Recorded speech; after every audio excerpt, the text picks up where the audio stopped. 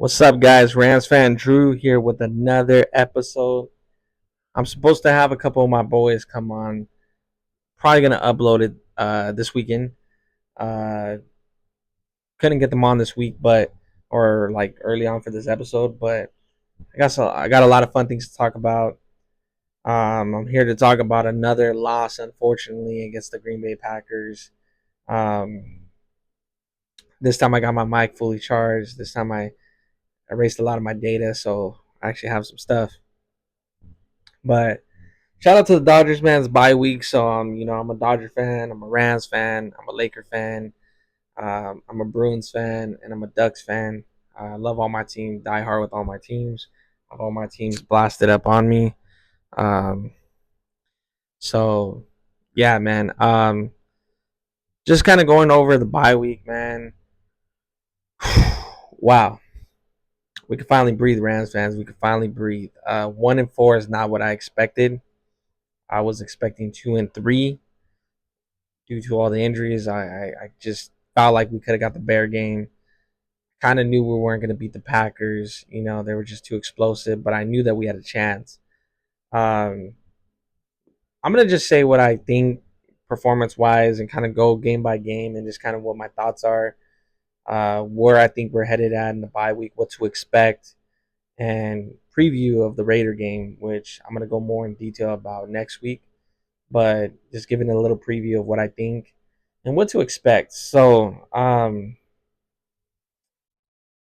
wow, man. For one, the Detroit game showed a lot of heart. I thought, like, wow, the Rams are gonna be pretty good this year because through all those injuries, we still had them beat, and we just beat ourselves. Week two was a disaster. I just feel like week two shouldn't even have counted, man. Just it was that bad. It was just that bad. Week three, we made a crazy comeback against the Niners. Crazy environment, just crazy overall. It just felt really good to have that win. And then you think that we're getting slowly healthy, you think that we're gaining some momentum, and then it's like boom, you know, we take a dip in Chicago, and then boom, we had Green Bay beat, and we beat ourselves. We literally did a missed field goal, missed fourth down opportunity, a missed 2 point conversion. Like it didn't go right for us. Now I'm gonna just kind of go over some things that I feel like there's that we need to talk about. One is gonna be the offense. Now, offensively, we haven't been our best. Something needs to change. I know we haven't had Puka. I know we haven't had Cooper Cup. I know we haven't had Tyler Higbee, and our offensive line has been injured, but things need to change. Okay, Jordan Whittington, which I'm gonna talk about a little bit later, Tutu Atwell, and Demarcus Robinson are still a very good trio to have. Like that's still a good trio. Now they're not a big name like Puka or Cup, but like Tutu's putting in work and he's looking really good. The Marcus makes a play or two a game, and Jordan Whittington has turned into this year's Puka. It's just he's not getting the publicity that he deserves. It's just because we're not scoring a lot and we're not winning and we're not and Puka was top five in receiving categories throughout the first couple of weeks. So he's not like on that level, but he has really been a breakout player for us. So for me, it's just one of those things where it's like we're really bad in the red zone. Stafford has not taken care of the ball this year. He's kind of been a little bit of a gunslinger. He's kind of been like just trying a little too much, and I feel like he needs to kind of just take that back a little. Um, Sorry, my back, guys. I have a bad back, so that's why I'm always moving. Um, but yeah, I just feel like the offensive line has improved, man. We've had some continuity these last 3 weeks with Jackson back in the lineup, Logan Bruss, Bo Limmer, Kevin Doxson, and Rob Havenstein. That I just feel like they haven't been the best, of course. Logan Brush and Bo Limmer have gotten beat at times. Arlec Jackson's been a rock, Kevin Doxson's been a rock, Rob Havenstein's been unreliable, but it's still been better than the first 2 weeks. You know what I mean? And the one thing I noticed though is we can move the ball. Jeez Louise, can we move the fucking ball, man? We're moving the ball. Like we are actually out there moving the ball. Like we're not just sitting back and struggling to move the ball, struggling to move down the field. No, we're driving down the fucking field. We're just not converting in the red zone. Like it's sad through 5 games. Stafford only has 2 touchdowns, maybe three if I don't remember correctly, but like 3 touchdowns. Like really, man. Like that's all you have. Even though you're missing your receivers, that just shows how bad we are in the red zone, man. That just shows how bad you are in the red zone, and that's just not a good look. Kyron Williams has looked incredible. The run game has looked incredible these last 3 weeks. Like, we have to keep it up with the run game. Blake Corum, what the hell, McVay? What the fuck, dude? That guy is a star, man. Like, that dude looked really fucking good out there in that field. I don't give a shit if he's not good in pass protection and you wanted him to be ready, to protect Stafford. It's like, fuck that, dude. You don't need him to pass protect. We got Kyron for that. We got Kyron for that shit. We got Ronnie Rivers for that shit, man. Just run, give him the fucking ball and let him run. Like, there's no reason to not use this guy. That was like a wasted pick if you're not going to use him. And the glimpses that he showed against the Packers was like, wow, him and Kyron could really do something down the stretch. So it's like, I think that's something we have to lean on going forward, even with Cup coming back and Puka. Like, don't fucking sit there and be like, oh, I got my stars back with fucking Whittington and Tutu. Like, no, fuck that, dude. Run the fucking ball, man. Run the fucking ball.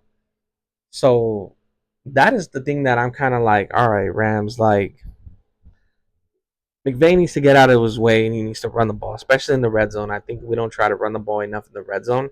Like when we're on the 1 or the 2, yeah, Kyron's getting the ball and Kyron scores.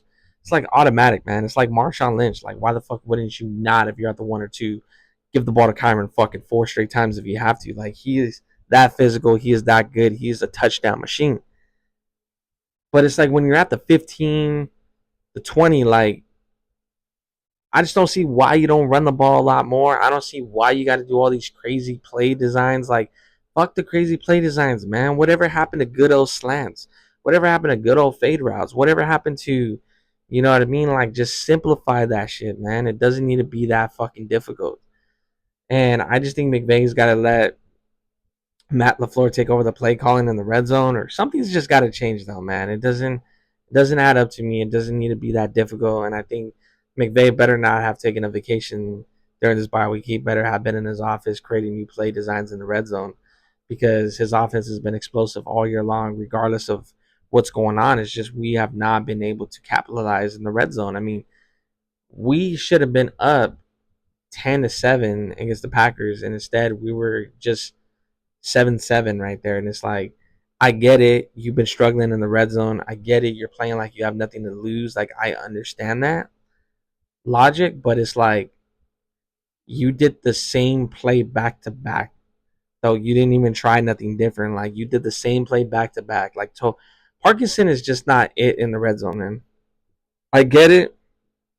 He's a big body, but he's just not athletic enough to go up and get these contested catches. So that experiment has got to seriously end. Like, that experiment has got to end. I don't want to see it no more. I'm just done with it.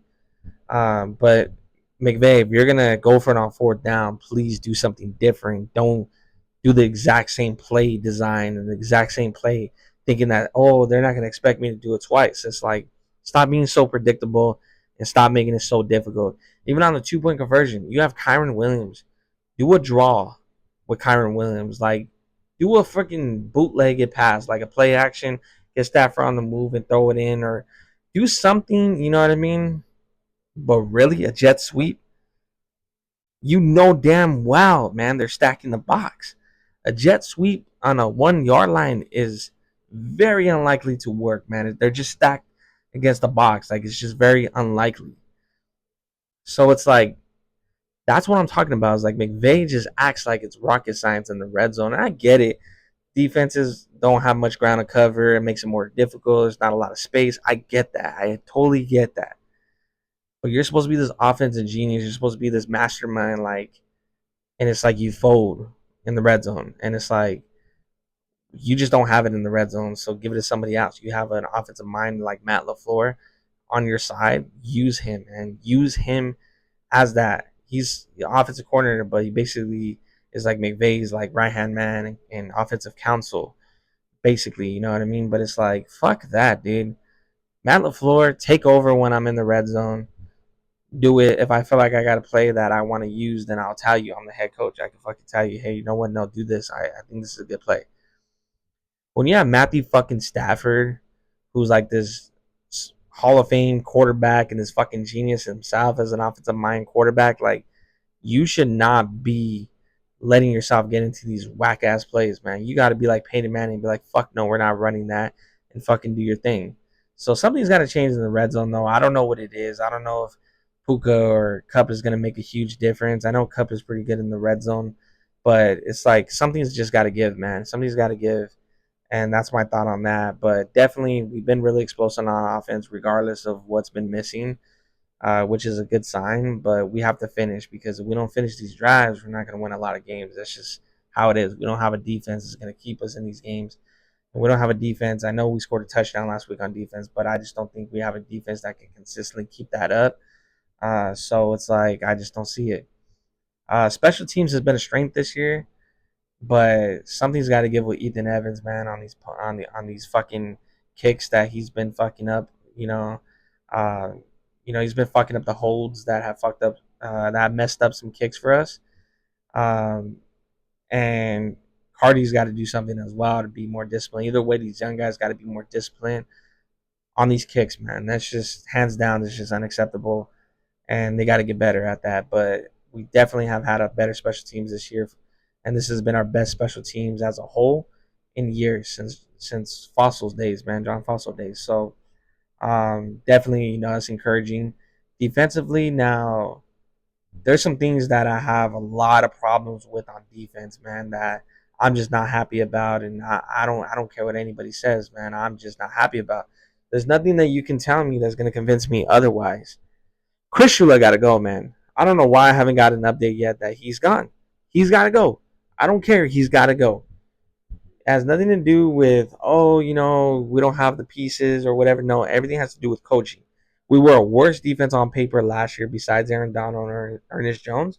We were a lot worse on defense on paper. Like we were just, I was really scared that we were going to be that bad on defense last year, and we ended up being really, really good. We were like not the best, but we were like really, we basically we surprised ourselves, man. Like straight up, like there's no way in how that DK was your number one corner, and there's no way in how Ahkello Witherspoon was a nobody and a journeyman in this league that came in and was a top 5 corner in Pro Football Focus, and then Tre'Davious White, who's an All Pro. I know he's coming off an injury or whatever, but wasn't All Pro, and he literally is now a healthy scratch. Like it's just not making sense to me. But Darius Williams definitely showed. Darius Williams definitely showed why we paid him the money in that game. He's only going to get better because he's kind of getting his feet wet again. But Darius Williams showed, and we were out there locking down the Green Bay receivers. I know they had some explosive plays, but that had to do with tackling. And I get it. Ahkello Witherspoon definitely took the wrong angle on that deep throw. That shouldn't have happened. It should have been a pick. When I seen it in the air, I was like, "Oh, that's a Rams pick." Should have never happened. But stuff happens. But Ahkello has definitely slowed down explosive plays since he's played for us in Chicago. And Darius Williams and these young guys, man, are out there playing a lot better than Tre'Davious White and Kobe Turner or Kobe Durant, man. So um, definitely it's very encouraging to see that. And I'm super excited that we have some legit corners and our secondary is getting healthy and these young guys are performing. So I'm very happy about that. And I'm you could just tell it's slowly getting better each week with the secondary. So you could just tell we're not getting mossed up like Jennings did in this week 3. We're not getting torn up by Marvin Harrison Jr. Like the way he fucking ripped us apart like Diddy, no fucking oil. And Williams on Sunday Night Football with the Lions. So we're limiting these explosive plays. I know the Packers got that one, but it's just you can just tell by watching the game we're not getting that burnt as much. Tackling is definitely an issue, guys. It's just definitely an issue, but tackling has to do with coaching. It has nothing to do with players. It has everything to do with coaching. And it's like you have to be able to tackle, man. This is the NFL. This is something you guys have been doing your whole entire lives, and you guys can't tackle. That's unacceptable, man. Run defense needs to get better. They have their moments, man. They have their moments where they're shutting down the run, but then boom, it's like third quarter, fourth quarter, they start to break off some runs, and it's like these guys got to learn. These defensive guys, they got to learn how to play 60 minutes of football. Like plain and simple, it's not 25 minutes of good defensive football and then the other 20. No, it's like you need to sit there and you need to play good football for 60 minutes. You got to fucking stop the run. And the Packers were running the ball in the second half on us. That really slowed us down because we got less possessions. In the first half, we were controlling the time of possession, which I said was a key in last week's game. And it was because we were winning. When we were winning the time of possession, we actually were winning the game. We started losing the time of possession. And that's what hindered us. We wouldn't have been in that much of a hurry those last two drives if we would have gotten off the field. They wasted like the whole fourth quarter. And that's like unacceptable, man. Pass rush is there, but we're not getting home because of the fact that we're just making mistakes. People know, hey, Rams pass rush is legit. Just do screens, do checkdowns because of the simple fact that they can't tackle. So the big play in there, just check it down. Check it down, check it down, check it down. And a lot of these guys are falling for these screens, these play actions and everything. They're not being patient. They want to rush and they're not worried about who's running behind them. It's like be disciplined. You see somebody come off the backfield, spy on them. Make sure you have somebody behind you, your guy on the left. Make sure you have it then rush in, but don't just fall for the screen. If you know you get to the quarterback within a second, that's probably because there's a screen getting thrown at you. The offensive line lets you just blow through on purpose. So if you feel like you beat your guy that quick, stop and fucking look to make sure there's not a screen. These young guys will learn, but it's like they gotta get better, man. And that's coaching, bro. That's coaching. I don't want to hear this. Oh, they McVay likes to say, oh, in the classroom is fixable. It's like, what are you guys doing in the classroom? Are you guys like, oh, make sure you make sure if you can next time to do. It's like, no, man. Hey, fucking do it, or you're sitting on the fucking bench. We lose another fucking game because you gave up a 70-yard touchdown run on the screen. You're sitting on the fucking bench. I don't give a fuck how high we drafted you. I don't give a fuck what. Get that shit right, motherfucker. This is your job. We pay you millions to do the shit. Like, you got to get on their fucking ass. Ain't no more of this babysitting shit. So it's like plain and simple, man. Second half of the season, we got to get that shit corrected. And that has to do with coaching. And Chris Shula gets on my fucking nerves because he doesn't show no heart on the sideline. He doesn't show no passion. He doesn't fucking smile. He doesn't do anything. I just don't accept that. I don't like that. And it's something that needs to be fixed. It needs to be changed. Now, our linebackers have been bad, man. Troy Reader and Christian Roseboom, I had some faith in them. I thought they were solid linebackers, nothing special, but I thought they were solid, and I thought they had a good week one. Week two was just bad for everybody. Week three, I was like, okay. But week four and week five, it's just like, no, you guys got to be done. If you guys are willing to bench Tre'Davious White, well, then I just don't see what can get worse if you start Omar and you start Jake Hummel. At least they're faster, they're more explosive, and they're bigger hitters. Roseboom is just slow and misses tackles and is not explosive. Troy Reader is very smart. He's very smart. Detects plays all the time. Motherfuckers around the ball every single time, but just doesn't always make the plays. So it's like you can't just have two guys out there that are missing tackles all the time and that can't do anything. It's like you just can't, man. You just can't. And it's like you want to keep Troy Reader out there because he's smart. Okay, fine, but you gotta fucking sit there and replace Christian Noble with Jake Hummel. So we need some speed out there. We need some sideline to sideline speed. We need some young guys who can crack some people, not just fucking struggle to take someone down each time. So definitely would love to see Chris Shula get fired, with Abby and Pleasant getting promoted to DC. If he doesn't get fired this season, I definitely see him not fucking making it in year two. And I just think that McVay goes with Abby Pleasant as a defensive head coach or defensive coordinator. And I know that he'll bring that energy and he'll bring that heat and he'll get that shit corrected and he'll coach these guys up and he'll be that guy. If not this season, then please, for crying out loud, get Robert Sadea in this fucking building as a consultant. I know you can't really just hire him like mid-season as a coordinator, but just get him in as a consultant, man. Do something, but they got to get it going.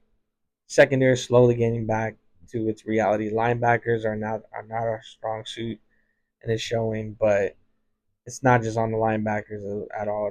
It's on the corners, and we got to tackle better. It's on the safeties, we got to tackle better, and it's on the defensive line too. So defensive line has been a strength, but Bobby Brown, we don't expect a contract this season, man. You've been good for us for 2 years. First year you sat down. Year two, year three, you balled out. It was like, man, should we give him a long term contract? Should we not? I'm sorry, man, but you have fucking failed us this season as a nose tackle, and you have not clogged up those lanes like we asked you to. So you're out of here next year. So I really hope he steps it up. Braden Frisk is looking really good in pass rush. He's looking really better each and every week in the run game. He's got to get better with his tackling too. Because he has slipped some tackles. He's made a lot of tackles for losses, but he's also slipped them up. Jared Verse has got to get better. With his discipline and his technique. Byron Young, I love you, man, but I'm glad it worked out for us on that interception. But what the fuck was that, man? I just can't. I was looking like, yo, what the fuck was he doing? Like, you had a strip sack for a touchdown right there yourself.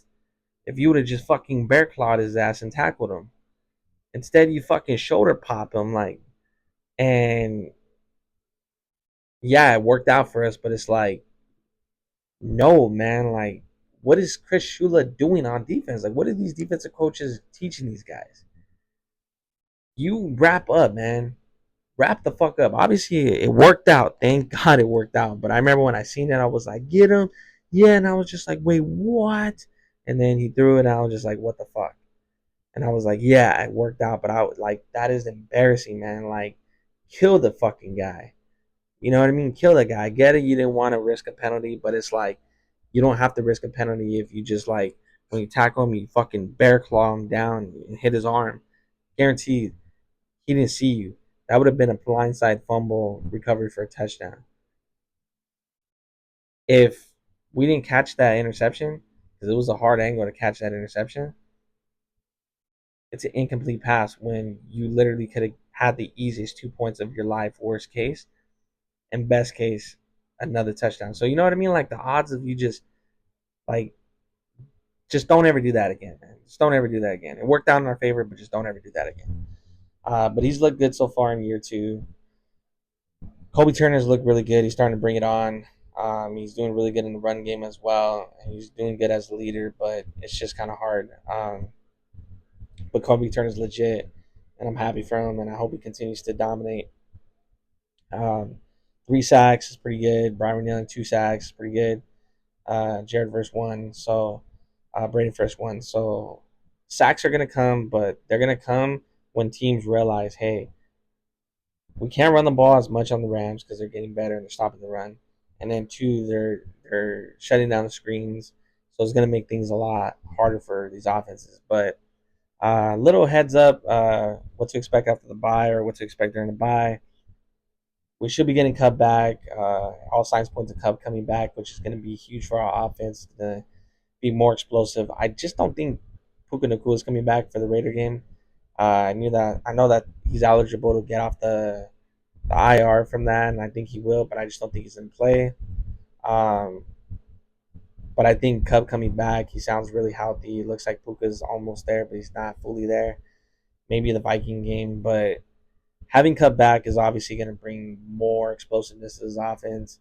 Having him as your one, Jordan as your two, and Tutu as your three, or vice versa, like that's a really good combination. I think the Marcus is slowly going to fall on the depth chart.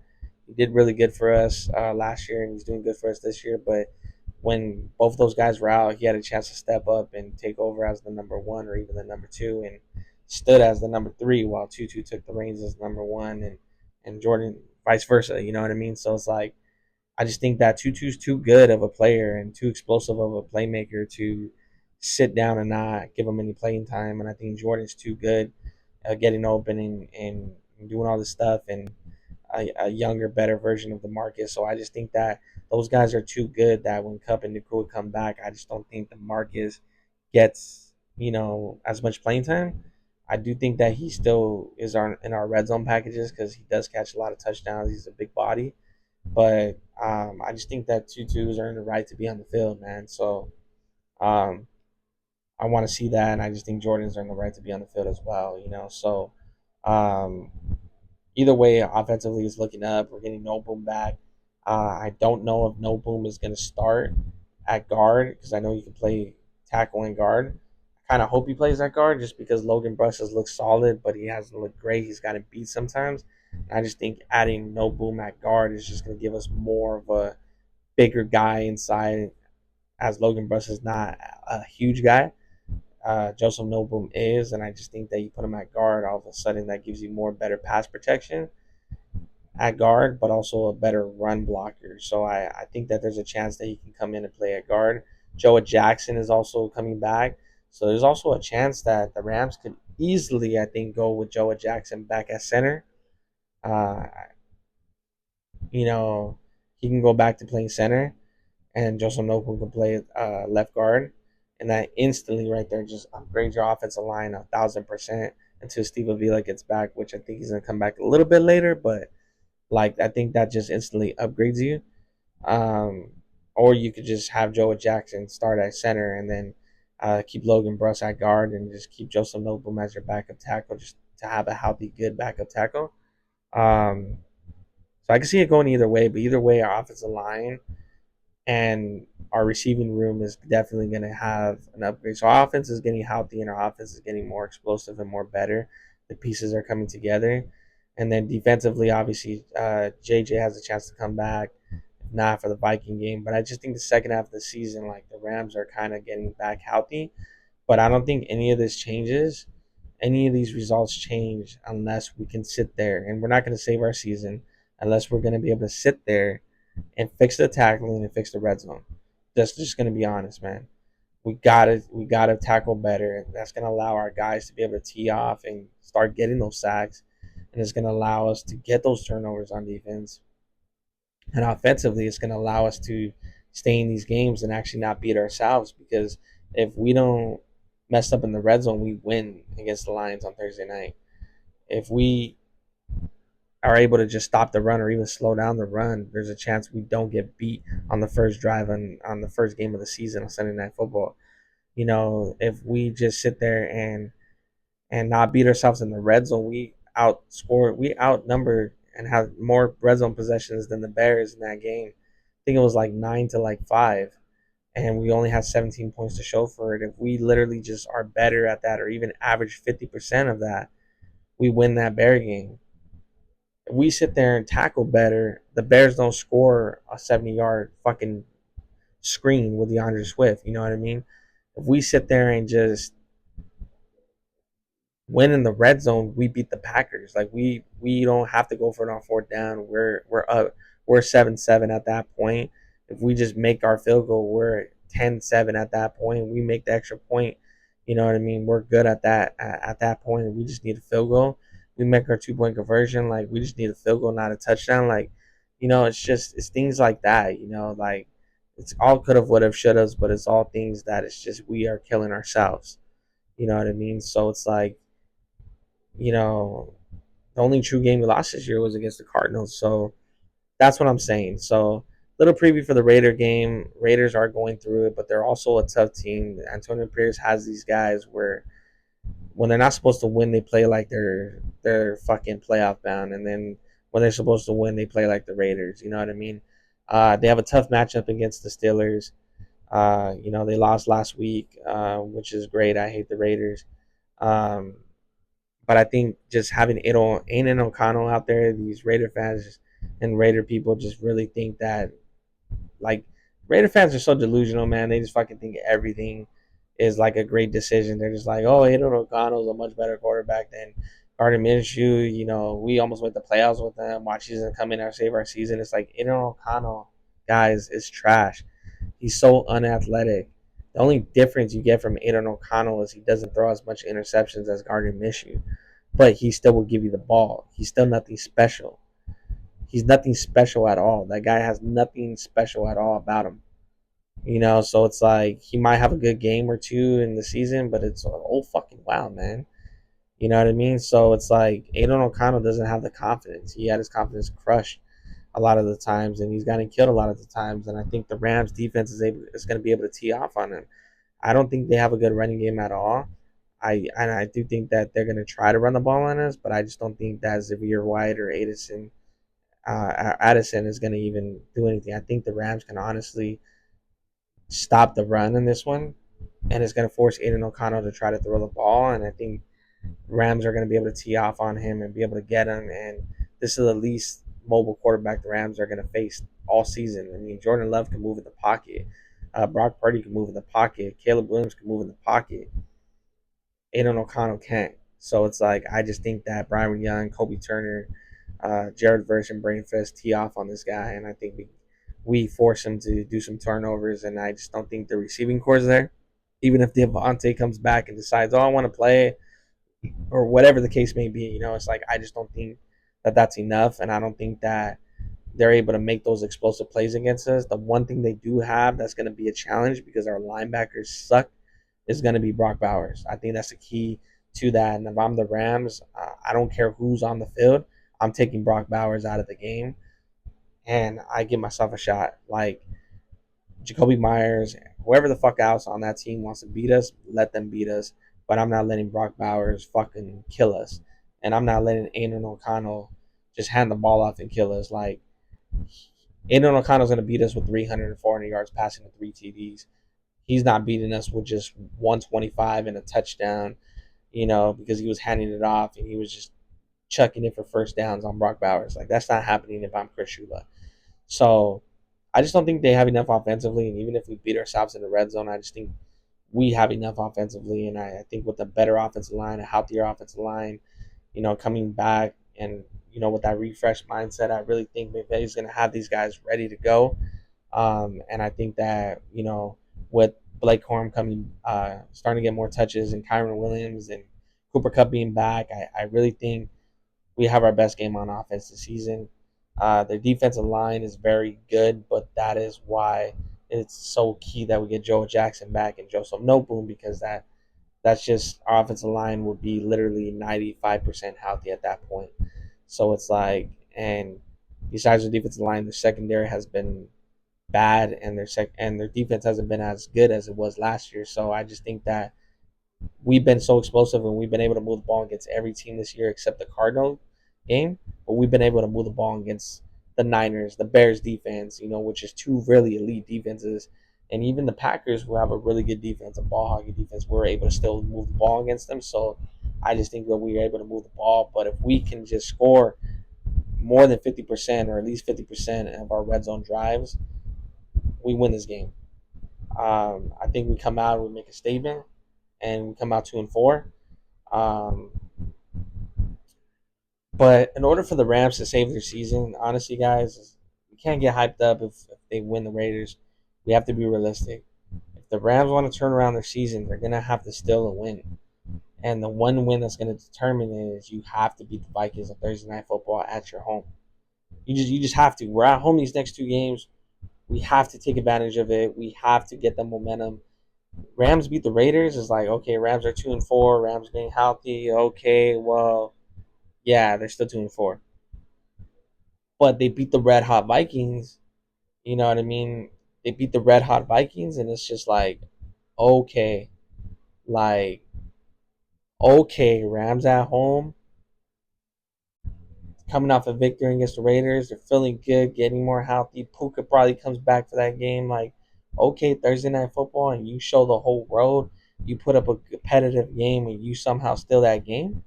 All of a sudden, it's just like, yo, at the end of Thursday Night Football, analysts are kind of looking like, yo, they just got Puka back. They just got their people back. The Rams are healthy. The Rams are 3-4 and just beat a freaking good contender in the Vikings. Like, all of a sudden, it's like, okay, Rams, okay. You know what I mean? And we have a lot of winnable games in the second half of the season, guys. There's some tough ones with the Vikings and the Bills and the Niners, and maybe the Seahawks, but like, it's like we do have some tough games in there, but for the most part, we got some really beatable teams in the second half. So it's like we have to win those games, but we got to steal a game or two. The reason why we got to steal a game or two is because we lost to a lot of NFC opponents. The only way we're making the playoffs this year, guys, to be honest, is we have to win the division. We lost to the freaking Bears. We lost to the Packers. We lost to the Cardinals. We lost to the Lions. Like, the NFC is very deep this year. There's a lot of teams that can. There's a lot of divisions that can potentially have three teams fighting for those three wild card spots. So it's like, I don't think, and we lost to a lot of these teams that could potentially be in the wild card spots. So I don't think, they're gonna get those tiebreakers over us. So the Niners, they're not as dominant this year. They're dealing with a lot of injuries. They're gonna be there at the end, and I think there's a chance, if some things go right and we're able to make a run, there's a chance we could be there at the end as well. But unfortunately, we're gonna have to sweep the Niners because they get us at the end, and if they do get us at the end, they're gonna have that tiebreaker over us. So the Rams are gonna have their work cut out for them if they're gonna make a postseason run. That's why that Bear game was crucial. That is why that Bear game was crucial, because of that.